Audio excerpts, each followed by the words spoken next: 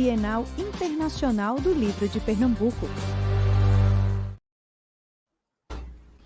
Sejam muito bem-vindos a mais uma live da Bienal Internacional do Livro de Pernambuco. Hoje nós vamos conversar com Hugo Braga, jornalista e autor de Guerra à Saúde, um livro sobre os bastidores da pandemia, lá atrás, no comecinho de tudo. Hugo Braga, boa noite. Boa noite, Fábio. É um grande prazer estar conversando contigo mais uma vez. Eu lembro que a gente já falou do Guerra à Saúde no livro News Insta, e agora aqui na Bienal Internacional do Livro de Pernambuco, fico muito feliz. E feliz, sobretudo, que seja você o entrevistador, meu amigo querido de tanto tempo. Massa. Ô, Hugo, começa então falando de como surgiu a ideia para o teu livro, logo após a tua passagem lá no Ministério. Ainda estávamos lá no Ministério da Saúde, né? Eu era o diretor de comunicação social, à época em que o ministro Luiz Henrique Mandetta era o titular da pasta. Aliás, eu vim ainda do governo anterior, né? Eu fui oriundo do governo Temer. O Mandetta ali era iniciozinho da pandemia, né? Nós, eu digo a equipe dele e ele próprio,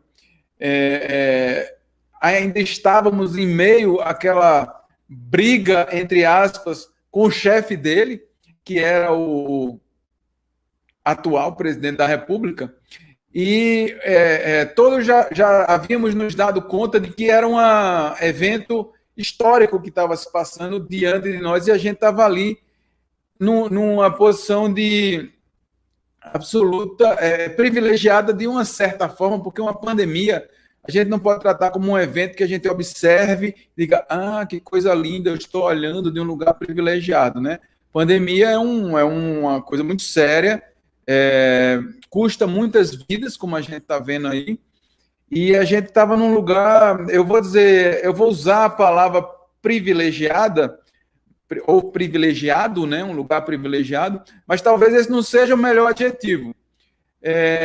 De toda forma, a ambição do Mandetta à época era documentar tudo da forma mais pormenorizada possível para que em futuras necessidades haverá outras pandemias, outros vírus ou bactérias ainda assolarão a humanidade.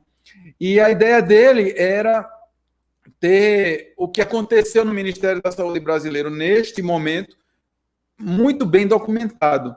Ele me pediu, então, isso foi numa reunião, várias pessoas estavam na sala nesse momento, e como diretor de comunicação, que eu providenciasse uma forma de fazer um documentário em vídeo, que fosse uma linguagem de documentário mesmo, câmera o tempo inteiro, filmando tudo que acontecesse, e depois isso fosse produzido, editado, finalizado, em linguagem de documentário. Eu expliquei para ele que isso é muito difícil, porque o público é amarrado, assim, com amarras muito fortes para qualquer tipo de contratação. Isso se você não for fazer nada errado, né? Nenhuma corrupção ou favorecimento, esse tipo de coisa, passar por cima das regras, essas coisas que aparentemente o governo fez depois. Então, era dificílimo que a gente que cumprisse aquele pedido do Mandetta. E eu expliquei isso para ele, olha, primeiro que a gente não tem orçamento, segundo que a gente não tem fonte orçamentária para cobrir isso, terceiro que a gente não tem contrato, quarto que a gente não tem como fazer tão rapidamente, já que a pandemia já começou, enfim, não dava para fazer. Então, nesse momento, eu me propus para ele, eu fiz, olha, mas se você quiser, eu estou aqui, eu estou participando de todas as reuniões, estou anotando tudo em detalhes, que aí são cacuetes de repórter de muitos anos, e aí eu escrevo um livro ao final de tudo, quando sairmos daqui vai estar tudo documentado. Ele topou com entusiasmo, disse, não, então faça isso. E Guerra à Saúde nasce dessa disposição. Engraçado é que aconteceu, eu estou lembrando agora, porque a gente vai puxando pela memória, aconteceu em vários momentos, nos momentos críticos das reuniões, ele via que eu estava anotando tudo e, às vezes, fotografando, ele virava para mim e fez: olha aqui, Hugo, não é para vazar, não. Não é para vazar nada que está aqui, não. Eu falei: não é para vazar, não. Isso aqui eu estou documentando só para, assim... Eu não ia dizer para ele relembrá-lo no meio da reunião. Não, eu estou escrevendo um livro sobre tudo isso aqui. Mas acontecia isso. Dizia: não vaza isso não, hein? Mas era para o livro, então tem tudo milimetricamente anotado e algumas coisas até fotografadas. Massa. Ô, Hugo, e ele terminou escrevendo um também. Ele usou o teu material ou ele usou outras fontes para escrever o dele? Não, o livro dele é um livro de memórias. Tanto que, certa feita, eu conversando com ele, ainda antes do lançamento do meu e do dele, e ele me perguntou: e aí, como é que está o teu livro? E eu contei: não, ministro, eu estou... porque tinha uma informação que eu estava querendo checar, e eu liguei para ele para checar essa informação. E aí ele me disse: olha, no meu não tem dados, não tem checagem, não tem nada, porque eu estou escrevendo o que eu lembro. Então é um livro de memórias. O meu é uma metodologia muito diferente. O livro dele chama-se Um Paciente Chamado Brasil, que são as memórias dele da crise inteira. O meu, Guerra à Saúde, é isso mesmo. É como se fosse um documentário escrito. Inclusive, eu me aproprio um pouco da linguagem de cinema para escrever o livro. Ele é um livro que não é num tempo cronologicamente linear. Ele vai e volta no tempo algumas vezes. Eu dividi capítulos pares e ímpares entre dois tempos distintos, em presente e passado, em que o passado explica o presente. Então, ele tem uma linguagem um pouco diferente e aí tem muitos dados, muitas coisas que eram discutidas no Ministério da Saúde à época de forma muito minuciosa, coisa que no livro dele não tem. Então, acaba que, embora a história seja a mesma, a narrativa é bem diferente. Tá. Ele escreveu o livro dele todinho sem, então, te consultar, apesar dele ter pedido para você fazer isso, né? Isso. Exatamente. Foi isso mesmo. Mas quando a gente lê o livro dele, fica claro, porque ele, por exemplo, eu digo assim, vou fazer uma espécie de análise comparada. No meu livro, eu digo: olha, no dia 13 de abril de 2020, nós estávamos numa sala com 20 pessoas, fulano estava sentado nesse lugar, ciclano naquele, outro Beltrano fez uma apresentação em que diz que 72 mil... O meu livro é assim, o dele é assim, é como se fosse, ele não conta isso. Teve um dia lá que a gente fez uma reunião, eu lembro que fulano fez isso, entendeu? É bem diferente.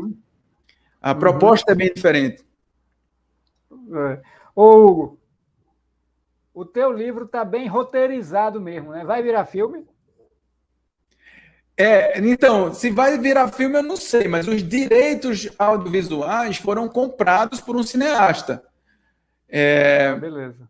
E aí a gente, os contratos nesse tipo de situação se dão assim: você cede os direitos audiovisuais do livro, derivados do livro, por um determinado período, e nesse período o cineasta pode, a depender do ritmo de produção do estúdio dele, fazer ou não. Então está vendido para ele.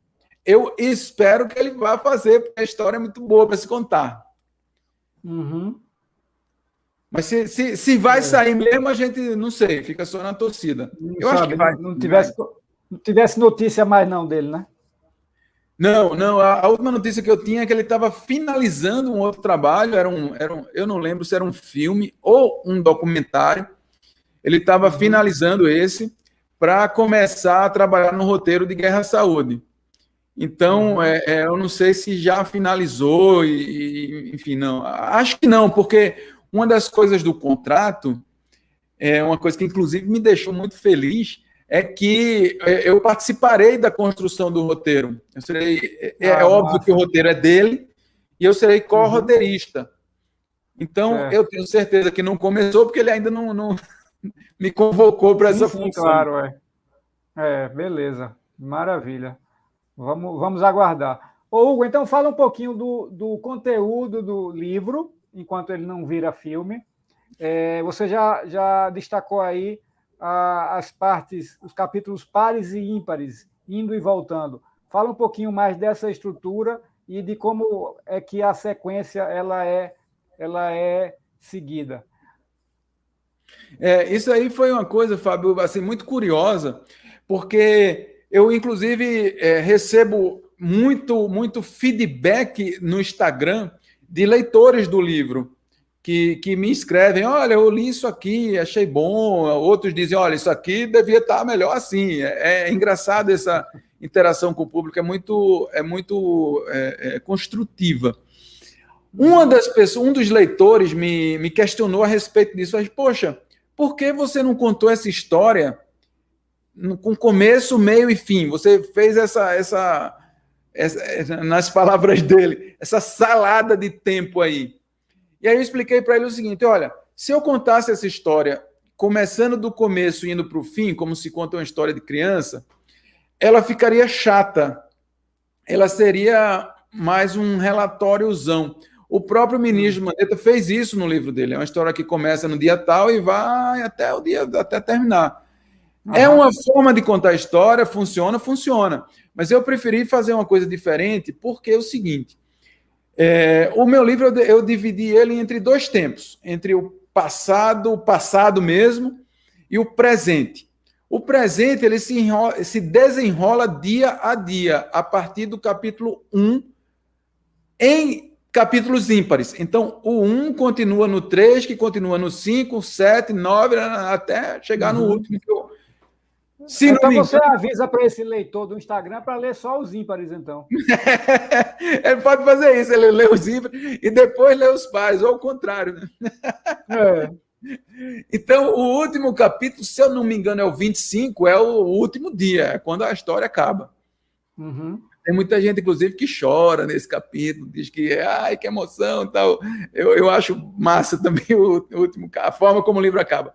Nos capítulos pares, 2, 4, 6, 8, é uma história mais antiga, que se passou antes da pandemia começar, ao longo de 2019, já no governo Bolsonaro, que explica como é que o Mandetta encontrou o ministério, o que é que ele fez até então, e as coisas, alguns golpes de sorte, absoluta sorte, que facilitaram a vida do Brasil quando a pandemia chegou.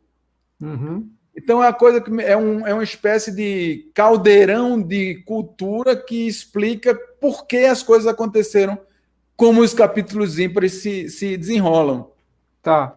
Nesses capítulos pares, então, mas há também uma sequência do 2 para o 4 para o 6. Também há uma sequência linear do tempo, ou nesses capítulos pares você faz uma salada mesmo? Não, nos capítulos pares também há uma sequência linear. Então é como se fossem duas histórias caminhando paralelamente, elas são irmãs gêmeas, e no final elas se unem. Quando o capítulo 24 é a véspera do que aconteceu no capítulo 1. Certo. Entendeu? Então, o capítulo 25 é o final da história, mas o capítulo 24 é a véspera do capítulo 1. Então, a história... tem gente que diz, pô, quando chega no 24, finalmente eu entendo aquela bagunça toda. Eu fiz exatamente. É isso mesmo. Só que a gente está falando assim, para quem não lê o livro, parece que é um negócio muito louco, mas não é. Tem lógica. Quando você vai lendo... Tem lógica. Claro. Você entende que não, assim, não é um negócio de desesperar, não. É facinho. Não vamos assustar quem não leu, né? E já foi pensando no filme. Então você já vai lendo o roteiro.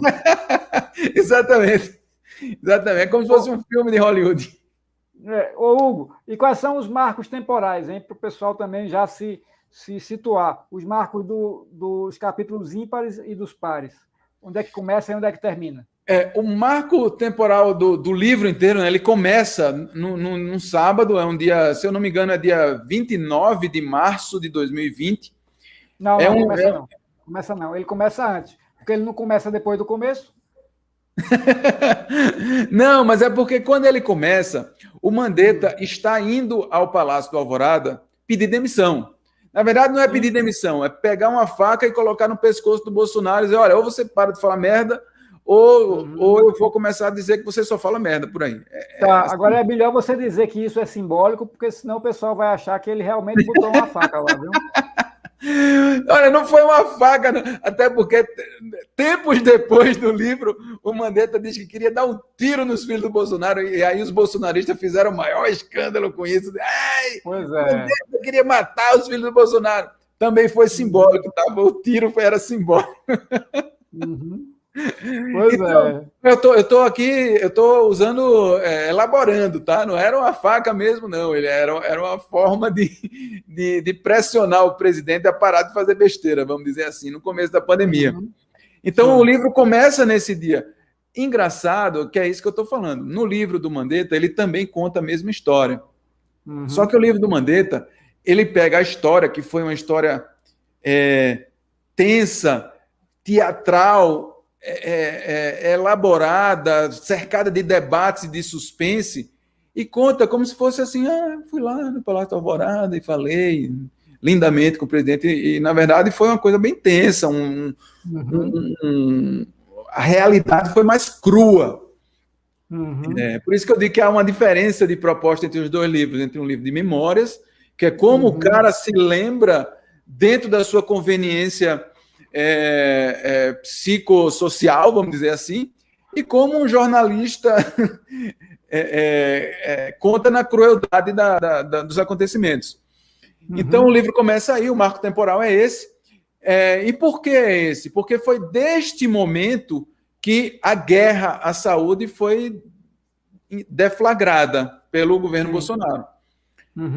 Antes havia uma dualidade ali, uma certa incerteza. O Jair Bolsonaro, ele, entre todas as suas características políticas, uma das que mais se sobressai, na minha opinião, é porque ele não entende absolutamente nada, então ele vai e vem várias vezes sobre o mesmo assunto. Uma hora ele acha muito que é isso, aí no dia seguinte ele já não acha. Até no golpe ele foi assim, não é? Ele achava que tinha que dar um golpe e 48 horas depois já disse, não tem negócio de golpe, não.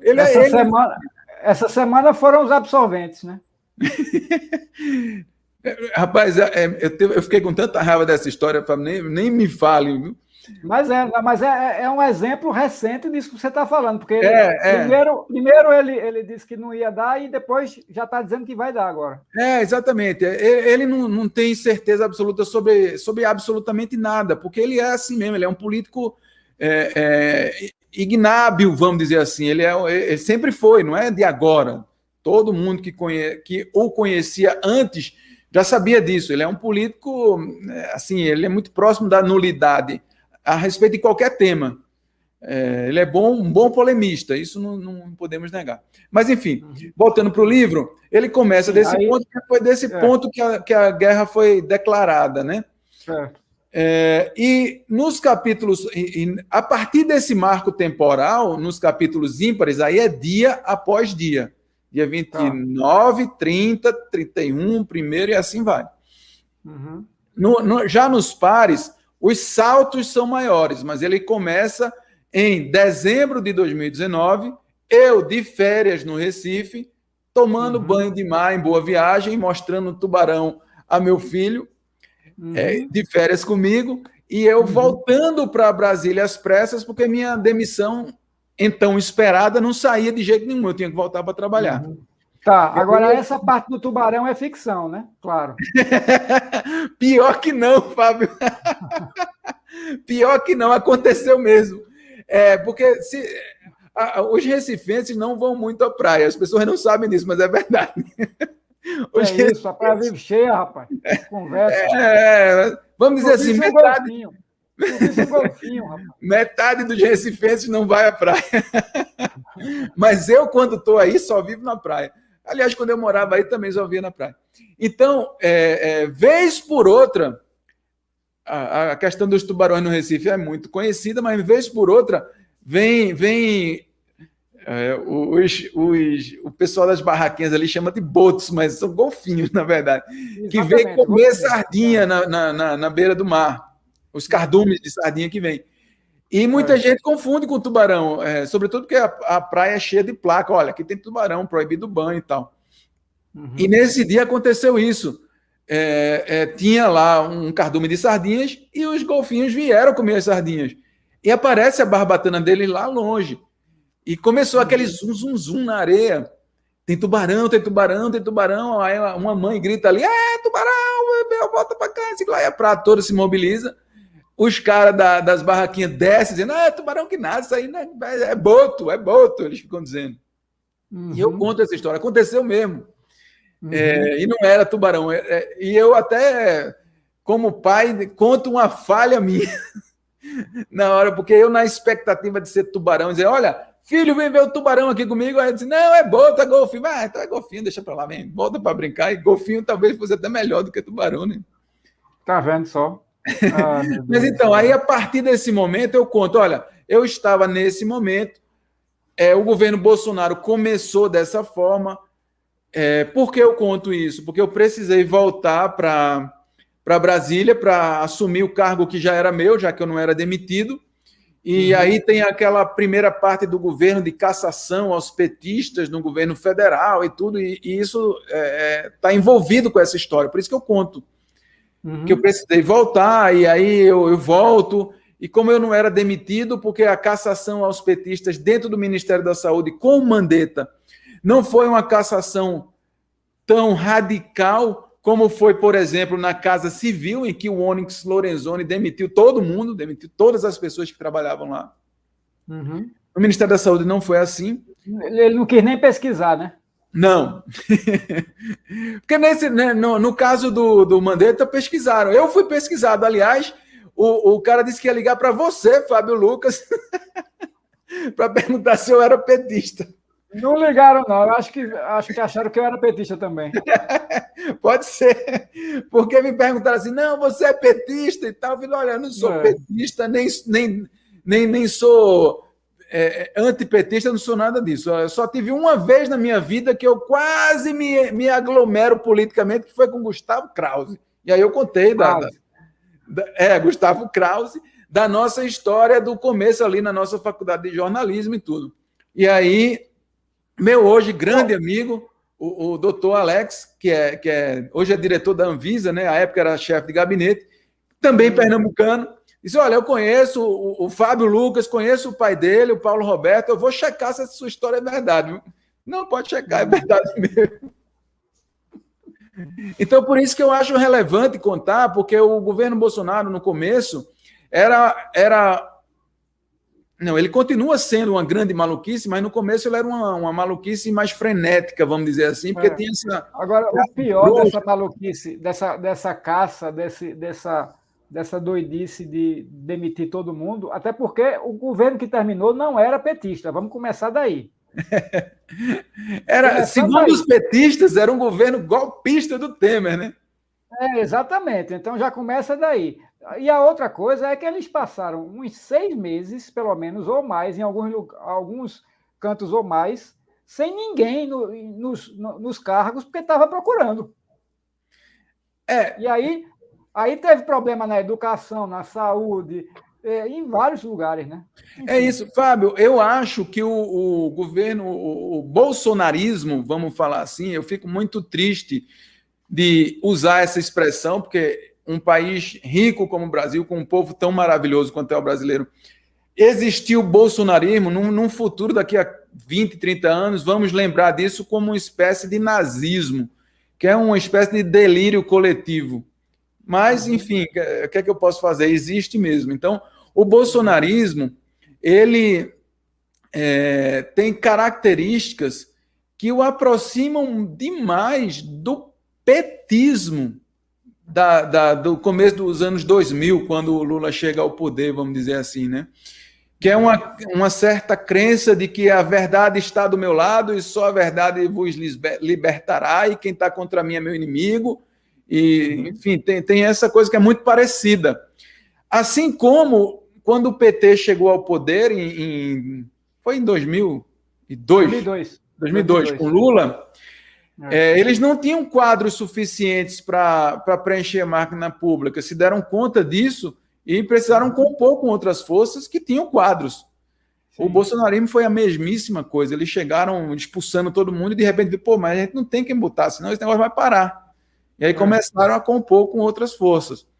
O meu caso no Ministério da Saúde foi mais ou menos isso. O cargo que eu ocupava é um cargo muito visado, tem um orçamento gigante por administrar, é uma coisa maior do que, eu acho que era 150 milhões, se eu não estou enganado, era alguma coisa assim. Tem uma certa importância estratégica, porque lida com os veículos de comunicação, com financiamento e publicidade, essas coisas. Então, é um cargo muito visado. Tinha uma guerra declarada quando virou o governo. E essa guerra declarada, o próprio ministro Mandetta me falou que toda vez que se falava nisso, ele ficava de orelha em pé, dizendo, poxa, tem muito interesse aqui, o lobby está intenso demais e todos os nomes que se apresentam são nomes comprometidos com algum tipo de situação esquisita, vamos dizer assim. Ao mesmo tempo, diz ele, né? Foi o doutor Alex quem me falou essas coisas. Disse, olha, vamos levantar o seu nome, e eu imagino que foi levantado, não havia nada de improbo contra mim, muito pelo contrário, a minha gestão era gestão bastante técnica, bastante limpa. E aí o Mandetta fez, não, então fica. Eu não tenho quem botar. Os caras que estão querendo indicar aqui é tudo esquisito. Então fica você. E aí eu fiquei. A história é essa, que é um resumo do que aconteceu no governo como um todo, eu acho, ali naquele começo. E aí, quando foi essa história de que ele queria documentar, Hugo? Que ele queria fazer o vídeo, foi logo também, né? Não, isso já foi no ano seguinte, em 2020, já com a pandemia rolando. Já com a pandemia, certo. Já com a pandemia. Porque esse quase um ano depois, então. O marco temporal dos capítulos pares é o caldo de cultura. Então, eu conto desse início, dessa tentativa de formar o governo ali, quando o Bolsonaro assume. Isso vai evoluindo nos capítulos pares de como o Mandetta modificou a estrutura do ministério, quais foram as primeiras medidas e por quê, assim como as medidas para as brigas internas, quem era quem. Tinha um debate grande sobre saúde indígena à época, porque o próprio Mandetta era contra a manutenção da SESAI. SESAI é a Secretaria Especial de Saúde Indígena, que tem um orçamento proporcionalmente maior do que do SUS não indígena, vamos dizer assim. Há mais dinheiro per capita para o índio do que para o não índio no Brasil. E o Mandetta era contra isso, queria extinguir. Aí os índios invadiram várias vezes as instalações do Ministério no começo do governo contra isso e tal, e acabaram conseguindo manter a SESAI, ela existe até hoje. Esse debate nunca foi feito, nunca foi vencido, né? Nunca foi concluído, melhor dizendo. Então, essas coisas todas eu conto nos capítulos pares. Tá, certo. Hugo, fala um pouquinho agora desse hábito que permitiu com que você contasse essa história com tanta riqueza de detalhes, né? Porque você anotar até a posição que os caras estão sentados na sala é brincadeira, viu? Então, Fábio, aí eu vou ter que contar uma história bem mais antiga, da época que eu era repórter da revista Época, aqui em Brasília. Certo. E a revista Época, ela hoje os mais jovens vão achar que ela sempre existiu, mas não é verdade. Houve uma época que ela não existia. E eu fiz parte da primeira redação da revista. Então, a editora Globo fez uma grande pesquisa, que é a proprietária da revista, fez uma grande pesquisa de opinião para saber quais eram em quais partes os leitores da Veja não gostavam da revista. E aí detectaram lá um certo perfil de leitor e fizeram o projeto da Época, que nasceu em 1998, salvo engano, 99, é ali, é por ali. Para fazer a Época, na época, a Editora Globo pegou para chefiar muitos jornalistas que eram egressos da Veja, da própria Veja. Um deles era o jornalista pernambucano Luiz Costa Pinto, meu amicíssimo, Lulinha. Eu sou muito fã do Lula, eu sempre digo isso a ele, então não tenho nenhum pudor de dizer aqui, sempre adorei o jeito dele fazer jornalismo. Adoro o jeito que ele escreve, é um jeito apaixonado, cheio de adjetivo. Ele hoje é só consultor, né? Ele está fora da imprensa hoje em dia. Está só ganhando dinheiro. Aliás, não, ele está fora da imprensa por um lado e está dentro por outro, porque ele está fundando aí, está por fundar, ou já fundou, uma plataforma de jornalismo chamada... Como é, meu Deus? Bom, é uma plataforma de jornalismo digital que ele está reunindo ali alguns caras para produzir conteúdo em vários tipos de mídia, podcast, vídeo, texto, site, sei lá, e ele está à frente desse projeto. Eu esqueci do nome. Vai bombar, então, né? Com ele. Vai, se Deus quiser, porque o Brasil precisa de bom jornalismo. Então, o Lula é um cara que ele, se você vê as coisas que ele escreve, ele não é que ele lembre Nelson Rodrigues, porque Nelson Rodrigues é um caso único, nunca vai ter ninguém como ele. Mas o Lula usa adjetivos com fartura, assim como o Nelson Rodrigues usava. E ele gosta. Se você perguntar com ele, meu negócio é adjetivar, eu vou logo esculhambando. Então, o Lula era o editor executivo da revista Época e eu era repórter. Eu tinha vindo para Brasília há pouco tempo, eu cheguei aqui em 1996, então eu tinha pouquíssimo tempo de reportagem, estava no Correio Brasiliense, e quando montaram a Época, não foi o Lula que me indicou, na verdade, foi outra jornalista, Wanda Célia, que foi ser a editora assistente da revista aqui em Brasília, na sucursal de Brasília. Então, tu já era editor de economia na época, não? Não, eu era repórter. Só repórter, né? Só repórter de economia, né? No Correio Brasiliense. Então, a Wanda Célia me indica, eu vou para a revista Época e fazendo reportagem aqui, o Lula, que era o editor executivo da revista e fechava as matérias de economia da sucursal de Brasília, virava para mim como repórter ali, isso era quinta-feira de madrugada, porque o fechamento de revista é um inferno, a gente dorme na redação na quinta-feira, é um negócio horroroso. E ali a gente já meio cansado entre a vigília e o sono e a madrugada, aquela coisa, você de terno, aquele terno todo desgrenhado, cabelo enlouquecido, sabe? O olho já fechando, e Lula me ligava e fazia, vem cá, Hugo, você está relatando aqui que houve um jantar e tal. Quem estava nesse jantar e comeu o quê? Aí eu... Não, Lula, tá de sacanagem, né? Não quero nem saber, descobre. Aí lá ia eu, no meio da madrugada, acordar as fontes.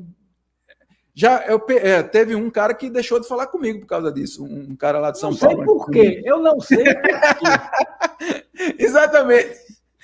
Então, eu comecei por pura neura do Lula, a anotar absolutamente todos os detalhes das coisas que eu... Agora, tá explicado.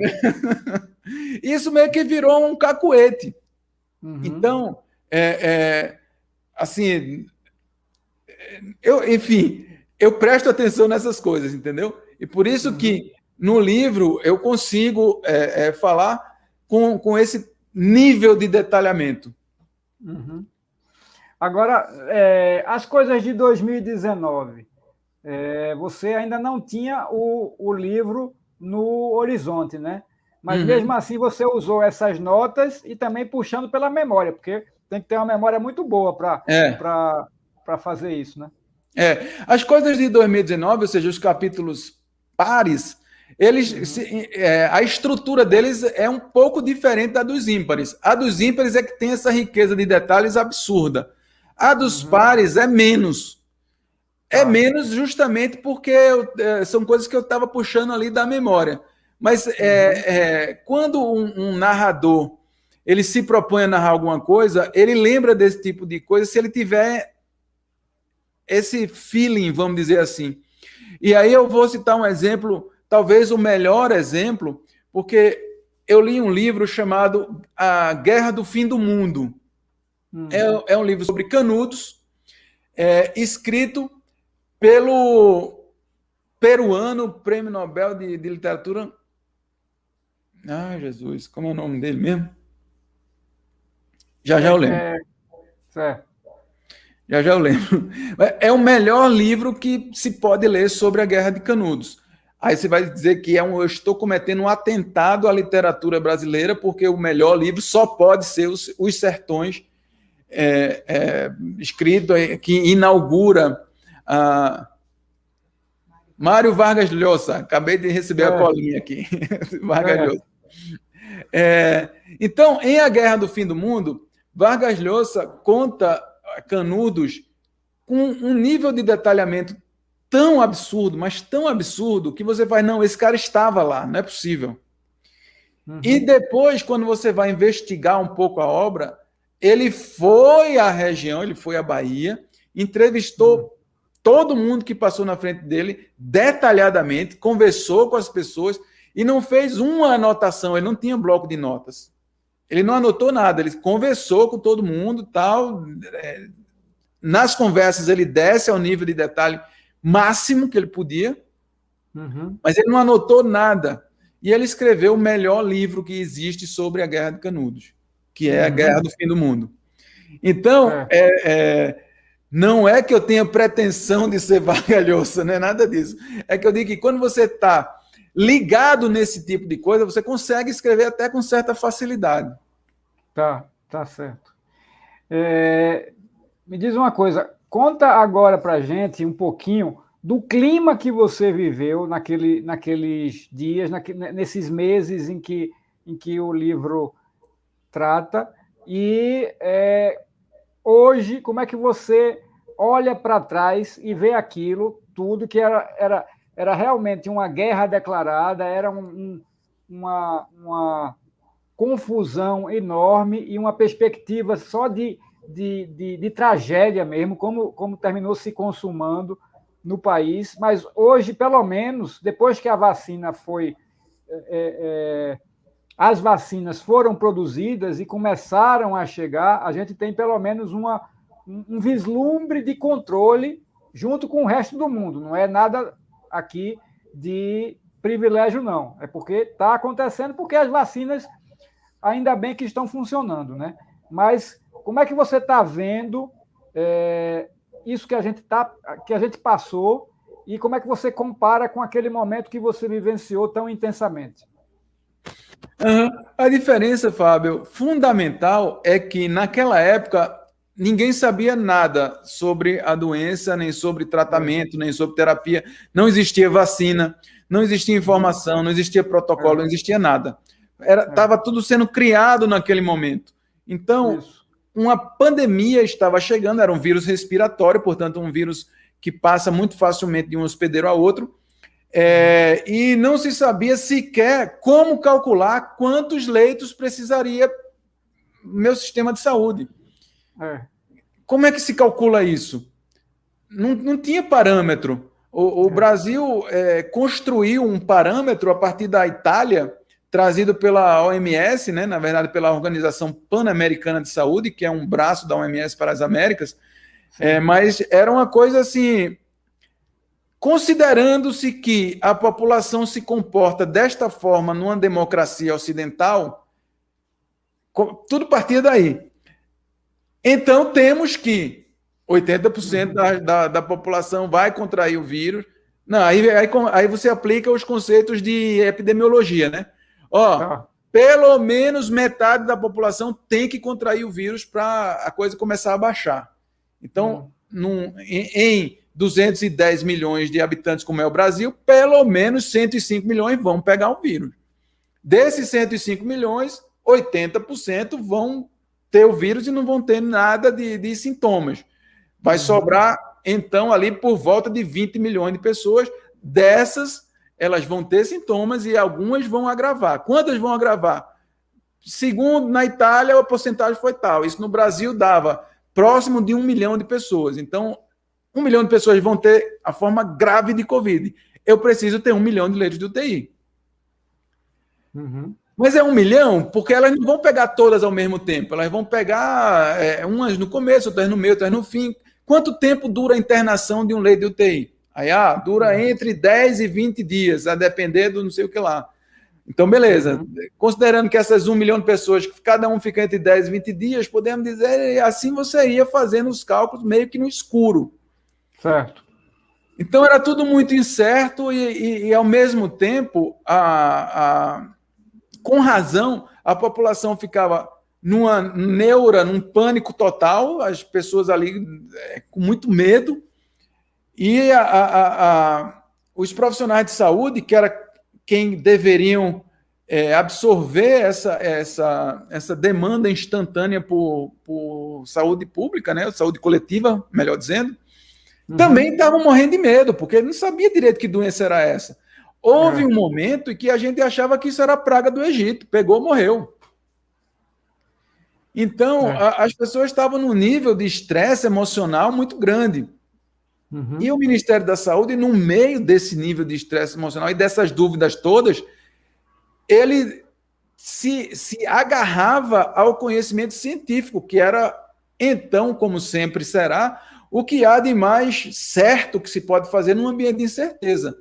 O conhecimento científico não significa dizer estudos científicos definitivos sobre o tema. Significa dizer tratar o tema com metodologia científica, é diferente. Então, se eu quero fazer uma afirmação assertiva sobre alguma coisa, eu preciso aplicar ciência a essa afirmação, preciso testar, preciso fazer assim, assado, tá. Teve muito médico que dizia, olha, você querer fazer método científico quando as pessoas estão morrendo igual moscas aí é até um absurdo, é uma irresponsabilidade. A gente tem que sair dando cloroquina mesmo. Eu conversei com médicos que argumentavam isso, até com boa fé, eles não estavam de sacanagem, estavam com boa fé. Defendendo essa ideia. E no começo, realmente, a cloroquina ela foi considerada uma possibilidade, né? Até que os 2.000 e tantos estudos que se fizeram para acabar com essa possibilidade viessem, ela foi usada, mas até um momento em que disseram não pode, e alguns que a gente conhece, que virou muitos, disseram continua. Então, eu acho que o exemplo da cloroquina é ótimo, Fábio, pelo seguinte: quando você aplica o método científico a essa afirmação, a cloroquina é capaz de salvar vidas, é capaz de ser uma terapia eficiente contra o Covid ou contra a infecção, não sei o que lá. Quando você aplica o método científico, no início você não pode dizer com certeza absoluta e depois você desmente. Você, não pode. Então, o médico que, de boa fé, passou cloroquina para seus pacientes na expectativa de que aquilo ia ajudar de alguma forma, esse cara cometeu um erro, no máximo, um pequeno erro ali. Agora, é muito diferente o caso de um governo que promove essa informação deliberadamente, ainda no ambiente de incerteza, e com isso enfraquece o que a ciência dizia então que sim funcionava, que era o distanciamento social. Porque o que as pessoas não se dão conta é que quando o presidente da República, eu não me aguento, eu tenho que botar o aposto entre vírgulas, esta besta quadrada, balançava caixinhas de cloroquina na frente das câmeras das lives dele, do Facebook, o que ele estava dizendo à população era o seguinte: não precisa você ficar em casa com medinho, tem remédio já, vai para a guerra, vai trabalhar, sai para a rua. E isso acelerou o vírus, isso causou mortes. Então, não seja maricas, né? Não seja, exatamente. Então, isso causou mortes, ele tem responsabilidade por isso. Uma coisa é o médico passar para seu paciente, outra coisa é o governo usar isso como arma de propaganda de massa para sabotar o isolamento, que então era o único conhecimento científico que verdadeiramente funcionava. Então, são duas coisas absolutamente diferentes. Então, quando a gente estava lá no Ministério, e a tua pergunta foi isso, ali aquele clima inicial era muito de dúvida, muito de incerteza, mas algumas coisas sabia-se. E não sabia-se de agora, não. Houve uma pandemia gravíssima de gripe no começo do século passado. E o que funcionava então era a mesma coisa, distanciamento social. Faz com que as pessoas não se encontrem, não se comuniquem, é um vírus respiratório, elas não vão transmitir de uma para outra, para de transmitir e morrer. Ô, Hugo, e só lembrando esses casos recentes antes da pandemia da Covid, a gente tem na memória dos noticiários de alguns anos atrás, os asiáticos usando máscara, né? Japoneses, chineses, você via nas ruas eles usando máscara, seja para vírus, seja para poluição. Então, já havia uma certa cultura para isso na Ásia. E aí, quando chegou aqui, é que foi aquele escândalo, né? Um conhecimento, né? É um conhecimento vamos dizer assim, cultural de epidemiologia. Porque as pessoas não lembram, mas a Covid não é o primeiro vírus respiratório que sai da Ásia e ameaça o mundo. Teve vários outros. Teve a gripe suína, que hoje em dia é H1N1, né? Uma bobagem, que ninguém nem se dá conta, mas que quando apareceu foi um alvoroço. A OMS fez ali um escarcéu gigantesco. Eu, à época, fui crítico disso, porque os sintomas que eram relacionados a essa doença não eram tão graves quanto a OMS estava, então, alardeando. Então, tinha um paradoxo ali, um disparate, mas era uma pandemia também surgida na China. Teve a SARS, né, a primeira SARS, que é o mesmo coronavírus.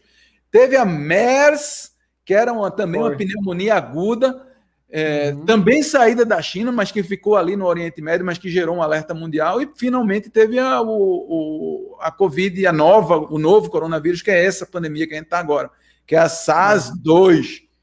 Então, toda vez que um vírus respiratório se anima ali pelo Oriente distante e vem para o Ocidente, engraçado que os orientais eles lidam com isso de uma forma muito mais tranquila. Usam máscara, que já é uma coisa cultural, eles vão mesmo, não tem problema quanto a isso. Resguardam os seus grupos de risco. Por exemplo, no Japão, essa atual pandemia, ela teve uma velocidade menor, porque houve uma mobilização nacional em torno de proteção dos idosos. Foi assim, como se o país inteiro dissesse, não, a gente sabe o que fazer, pode ficar tranquilo, vamos aqui e tal. E a coisa foi bem mais tranquila. Aqui no Brasil, a gente tinha um lunático falando asneira o tempo inteiro e fazendo influenciando a população numa direção errada, né? Então, a diferença daquele iniciozinho para hoje, talvez seja que hoje esse conhecimento mundial e científico sobre a Covid já tenha se consolidado mais um pouco. Os médicos brasileiros hoje eles já sabem como tratar, já sabem como aplicar uma terapia, como... Todos os protocolos já, né? Protocolos já estabelecidos, está tudo certinho. A única coisa que não mudou é a besta quadrada falando asneira o tempo inteiro. Isso não mudou. Acho que teremos que ir com isso até dezembro de 2022, né? Pois é. Quando você encerrou o livro, qual era a contagem de vítimas, Hugo? Era 100 e poucos mil, era? Não. Fábio, era... o número de óbitos, que é o que eu tenho mais em mente, não chegava nem a 2.000 ainda. Ah, não? Não, era uma coisa muito, muito, muito inicial, assim, 2 mil e poucos mortos. Hoje nós estamos com 600 mil, 600 mil. Assim, eu nunca me canso de dizer 600 mil. Você que defende Bolsonaro, entenda, 600 mil mortos. 600 mil mortos. Não precisava disso. Quando a gente estava lá no Ministério, eu estou te falando dos dados epidemiológicos, né? E havia uma equação que era pilotada ali muito, muito zelosamente por um infectologista chamado Júlio Croda. É um infectologista sul-mato-grossense, uma figura deliciosa, pessoa ótima. E o Júlio, ele fazia as contas todas e era isso, 80% vão pegar, 5% vai agravar, não sei o que lá, 9 esporas, 0, blá, blá. No fim das contas, ele dizia assim, olha, no Brasil, se a gente não fizer nada, vai morrer 290 mil pessoas, ou era 390, se eu não me engano, ou era 290 ou 390. E eu lembro que teve uma briga, isso eu conto no livro, no Ministério da Saúde, da primeira vez que o Júlio mostrou essa conta para o que se chamava de primeiro escalão, que eram os chefes todos do Ministério da Saúde que se reuniam com o Mandetta todos os dias a partir da chegada da pandemia. E o Júlio mostrou essa conta, teve uma briga mesmo, mão na cara, grito, tá errado, não é possível, na China só morreram 4 mil. E Júlio explicava, não, gente, isso aqui é o seguinte, se a gente não fizer nada, o vírus vai chegar, se a gente ficar de braço cruzado, vai morrer isso. Mas isso não vai acontecer, calma, nós estamos tomando todas as medidas e tudo. Então é o seguinte, hoje morreram 600 mil brasileiros, mais de 600 mil. O que, em outras palavras, quer dizer o seguinte, não só a gente não fez nada, como a gente fez alguma coisa errada que agravou aquilo. Uhum. E todos nós sabemos o que é que a gente fez de errado, né? A gente elegeu o presidente errado, é isso que a gente fez. Uhum. Pois é. Ô, Hugo, a gente está chegando ao finzinho já, estamos perto das 7 horas e eu queria então te perguntar o seguinte, para a gente concluir. O que é que você espera de resultado ou de, assim, de mensagem que o teu livro passa para o leitor em relação a esses bastidores, a essa experiência que você teve, de certa maneira, quase que antecipando o trauma que a pandemia trouxe para o país inteiro, né? Porque, como você fala, se estavam ainda menos de 5 mil, então a gente estava exatamente na beira do abismo. Nem sabíamos que a gente ia cair ainda. Uhum. Eu fico me perguntando se a gente tivesse, por exemplo, Fábio, o Brasil, as pessoas não sabem disso, mas quem leu Guerra à Saúde sabe. O Brasil, no início da pandemia, saltou à frente do mundo. Quem descobriu que existia uma pandemia foram os brasileiros, sob o comando do Rodrigo Frutuoso, um biólogo que hoje está na Organização Pan-Americana de Saúde, meu amigo querido, a quem eu admiro muitíssimo. Ele, então, estava no setor de emergências do Ministério da Saúde, que é um pessoal absolutamente abnegado que passa o dia inteiro procurando encrenca de saúde pública que possa ameaçar a população. E essas pessoas foi quem detectaram ali nessa rotina de busca por problemas, uma pneumonia de causa não conhecida na China, e uma pneumonia infecciosa, né? Passava de pessoas para pessoas. É o Brasil materializado neste grupo de servidores do Ministério da Saúde que provoca a OMS. Não vem cá, OMS, está acontecendo lá um negócio na China, que diabo é isso, hein? E aí a OMS que estava calada, a China também calada, e a OMS faz uns 2 dias depois, reconhece, olha, de fato tem uma pneumonia lá, ninguém sabe o que é, provavelmente é derivada do coronavírus, é uma mutação do coronavírus, e aparentemente está controlada lá no interior da China. Uhum. Mas o Brasil quem descobre. Então o Brasil estava à frente. O Brasil importa os protocolos italianos antes da doença chegar aqui. A fase de vigilância foi muito bem feita. A gente fez um carnaval em 2019, a doença... Foi. 2020, melhor dizendo. 2020, foi. A doença já estava espalhada pelo mundo. Houve carnaval no Brasil e a doença não entrou aqui. Foi, exatamente. Para você ver como a fase de vigilância foi bem feita. Então, a vigilância estava tinindo, o Brasil tomou todas as decisões corretas quando o presidente da República, inexplicavelmente, declara guerra à saúde, começa a brigar com o ministro, a fazer besteira, a desfazer tudo que estava sendo feito, sei lá, não sei lá. Então, eu fico aqui imaginando, numa fábula, num sonho, se, naquele momento, em vez de fazer isso, se o presidente da República tivesse feito tudo certo, que ele se calasse e deixasse o Ministério trabalhar. Só isso que precisava. Quão diferente seria entre este cenário hipotético e o cenário atual, que é o que aconteceu. Então, eu acho que morreu muita gente, muitos brasileiros desnecessariamente, porque a gente podia ter salvado muitos mais se tivéssemos feito tudo certo. Então, isso é um ponto assim que eu tenho com pesar, com espírito pesado, eu hoje observo com muita tranquilidade. E ali, quando eu conto o que estava acontecendo no Guerra à Saúde, esse irracional futebol clube que habita na presidência da República, o leitor ele entende finalmente que maluquice é essa.